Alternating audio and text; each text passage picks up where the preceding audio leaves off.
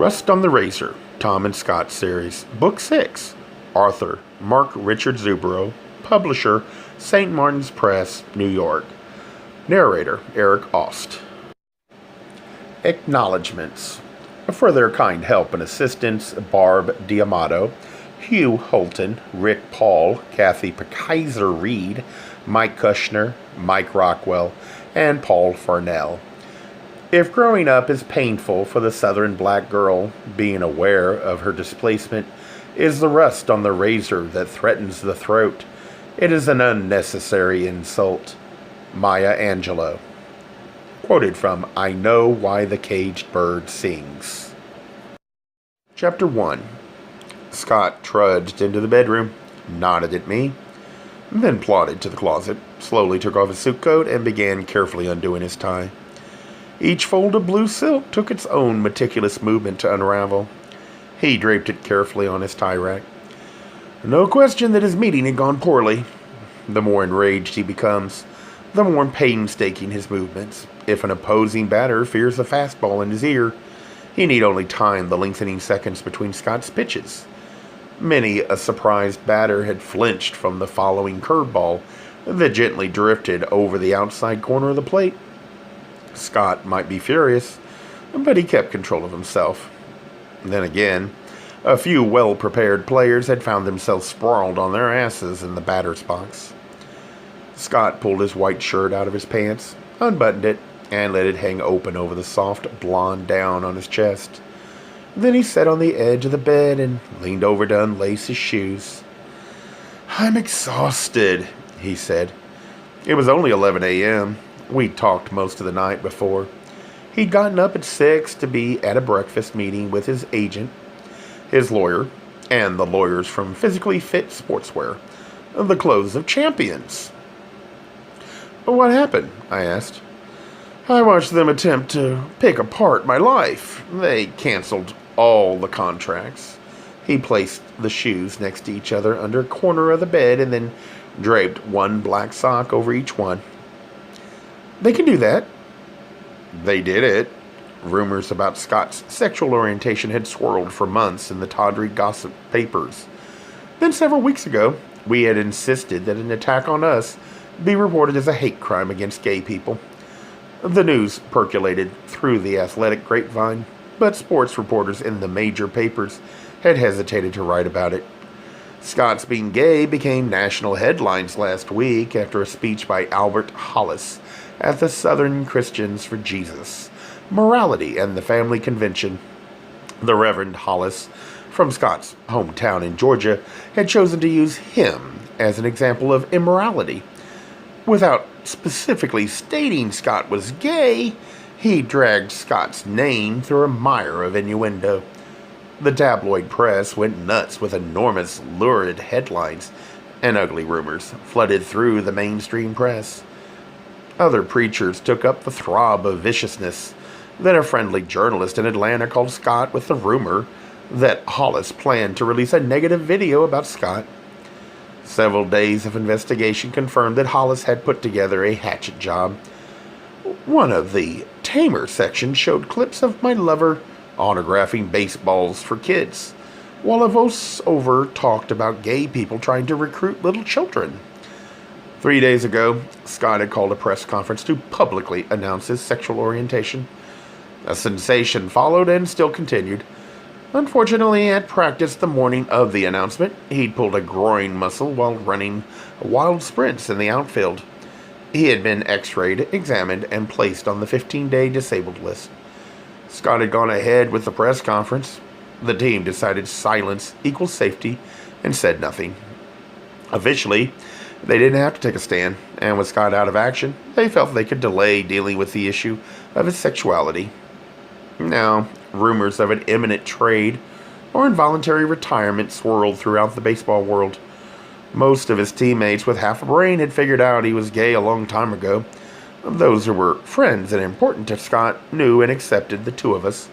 At the major league level, with the high degree of ability demanded of players today, there was little time or inclination for massive prejudice. His close friends on the team called and offered support. Many others said nothing, A few of them made comments distancing themselves. On the sports radio call-in shows, the idiots monopolized the phone lines with everything from snickers to outright slander. Usually the host cut off the outright threats. I feared for Scott's safety. All it would take was one crazy. His toughest moment would come after his muscle healed, pitching in front of thousands of possibly hostile fans. Are you going to fight them about canceling the contract? I don't know. I wanted him to say something Churchillian, or I was willing to say it for him. Anything that would rally the world to his cause. Something on the order of, "We'll fight in every courtroom, carry our cause to the highest level, fight on the beaches and the hedgerows, stand and not be beaten." I'd had to face being openly gay and a teacher, so I could understand a great deal of what he was going through. Nevertheless, it was his career, and his world in the middle of total upheaval. I couldn't demand a heroic response from him. I would love him and support him no matter what decision he made. I kept silent. Scott stood up and winced. "How painful is it today?" "Bad as ever. As a kid, I'd been secretly titillated when I'd read that an athlete had pulled a groin muscle. I hadn't known exactly what it meant, but I knew it involved something down there. That was secret, forbidden, and not to be talked about, and for a little gay kid, therefore, enticing and alluring." "I'll massage it," I said. Early in our relationship, I'd taken several classes in massage and muscle relaxing techniques. Because of his profession, he was prone to strains and tiredness. Besides, I enjoyed touching his body, and if it helped him and gave him pleasure at the same time, why not? We'd taken some of the courses together, so if I pulled a muscle while working out, he could reciprocate. He hung his pants on a hanger and then lay on his back on the bed. I knelt next to him and placed my fingertips on his upper thigh. We talked as I began to knead, rub, and massage. "What'd they say?" I asked. "That I am an immoral person and not a good example to the youth of America." "Well, I knew that." He didn't smile. "They didn't. They actually said you were immoral?" "Direct quote." His body stiffened for a moment as I hit a particularly sore spot. He held his breath and let it out slowly. A moment later, I resumed my ministrations. "Your lawyers must have said something." "At great length. Made no difference. The bad guys are calling a press conference this afternoon to announce the deal is off." Scott had a $10 million endorsement deal with Physically Fit, one of the largest sports advertisers in the country. "We'll have to cut back on chocolate this year," I said. Still no smile. "I've made safe investments over the years," he said. "We're not going to have to eat gruel and live on the streets, but this pisses me off." He growled deep in his throat. And the team lawyer just sat there with his fingers up his butt and a fatuous smile on his face. "He was there?" "Absolutely. Somebody from the commissioner's office, too. He talked for over half an hour about the best interests of baseball and about possible danger to me physically." "I think about that, too. I'm petrified about the next time you pitch." Maybe I won't. I have to face that. When I'm better, the team, the baseball commissioner, and whoever else wants to butt their nose into somebody else's business have to make a decision." "Don't they have to honor your contract?" "They'll probably have to pay me. I don't think that was ever the problem. It's my being openly gay and a baseball player that's the big problem." I massaged and rubbed him for a while. He shut his eyes. I felt his muscles begin to unknot. "Did my parents call?" he murmured a few minutes later. "Not yet. In the past few days, the only person from his family who had called was his sister Mary. She offered support and encouragement. His parents had known he was gay for several years now and had come to Chicago once and met me. But acceptance was too positive a word to use for their feelings about his being gay. They had been pleasant when they were here, but Scott had not been home in many years. He used to visit them once a year without me, but those forays home had tailed off and then stopped altogether. We had not been invited as a couple, and Mary had told us that several of their siblings had let it be known that if Scott came with a lover for a holiday, they would not. We'd invited his mom, dad, and all his brothers and sisters up to Chicago many times, but except for the one visit, his parents had not returned. Mary, her husband, and their kids visited every other year. Scott seldom said anything, but I knew the distance from his family hurt him. Still, he refused to go without me to the family home in Georgia. "We could go to my high school reunion now," he said. "You're not serious." "I guess I'm not, but I think it would be great for both of us to be dressed up in tuxes and walk arm in arm into my old high school." We debated extensively about going to his high school reunion each year in Bernard, Georgia. They invited all the graduates back for one big party. Each year's class tried to organize some kind of theme, booth or game in the gym, or had a special party or get-together. We'd never gone. This time, Scott's class wanted to do a baseball theme booth. The organizers had sent numerous requests to Scott to get him to attend. My feelings about the trip were mixed.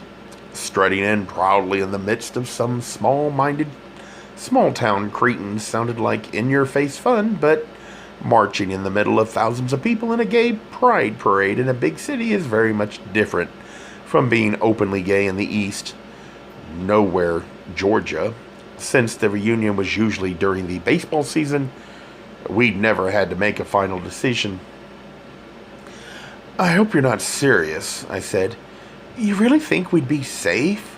Look at those murders in Mississippi, with every man, woman, and child on the planet reading about you in the headlines. Every nut within hundreds of miles will be on the prowl."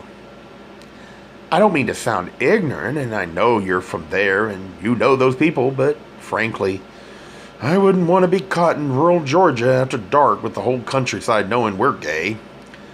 Visions of deliverance danced in my head. No gay man I knew wanted to be known as gay and in rural Georgia after sunset. That may be prejudice, but everyone I talked to up north felt that way. "You said that before, and it's not like that. Besides, every nut in the whole country will be on the alert, not just in the South. I'll be in danger everywhere, and so will you. That's the part I regret. I never forgive myself if something happened to you." "Don't worry about..." The phone rang. I picked it up, said hello, listened for a minute, and then handed it to Scott. "Ted Koppel for you," he said up abruptly. "Are you kidding?" I put my hand over the receiver. "Sounds like Ted to me, although we don't talk often." "Give me that." He put the phone to his ear. "Yes," he grumbled. Then, "Yes, sir, Mr. Koppel." Pause. "Ted." I wondered how many people talked to Ted Koppel for the first time sitting on their bed wearing only their briefs. They spoke for a few minutes. I lay on my side, head propped on my fist. "That's not acceptable," Scott said. He listened.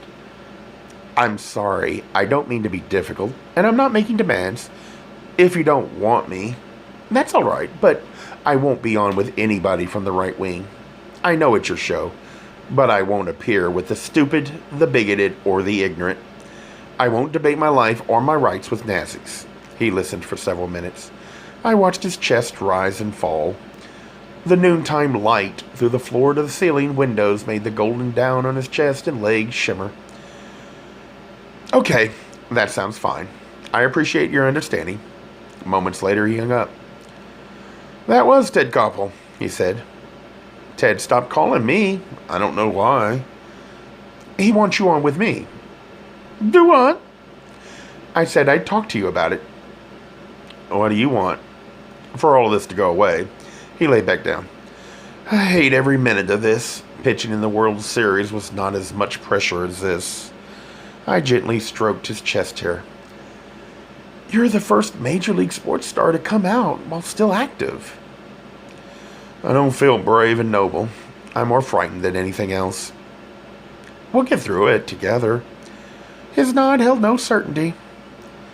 "Did you know Koppel was trying to get hold of you? I asked. Biff and the lawyers have been handling all the calls from the talk shows. They've been negotiating. Biff was Scott's agent. This morning, Biff said he thought a couple of them were in the final stages of agreement.